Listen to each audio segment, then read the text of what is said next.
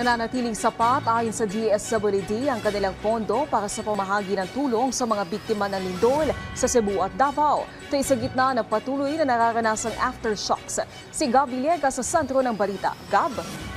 Naomi, tiniyak ng Department of Social Welfare and Development na walang magugutom na pamilya sa gitna na nagpapatuloy na aftershocks dahil yan sa lindol sa Cebu at Davao. Alinsunod yan sa maigpit na direktiba ni Pangulong Ferdinand R. Marcos Jr. Ayon kay DSWD spokesperson, Assistant Secretary Irene Dumlao, patuloy ang pakikipag-ugnayan ng kanilang kagawaran sa mga local government unit at kanilang mga DRRM officers.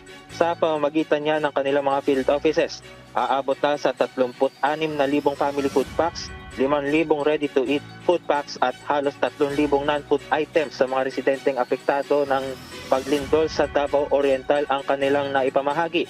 Nakapaghatid na rin ng DSWD ng aabot sa 45,000 pesos na tulong pinansyal sa pamamagitan niya ng Assistance to Individuals in Crisis Situations o AICS. 2 mobile kitchen at 2 mobile command center na rin ang kanilang idineploy para makapagbigay ng hot meals at tulong na makipag-ugnayan sa kanilang mga kaanak.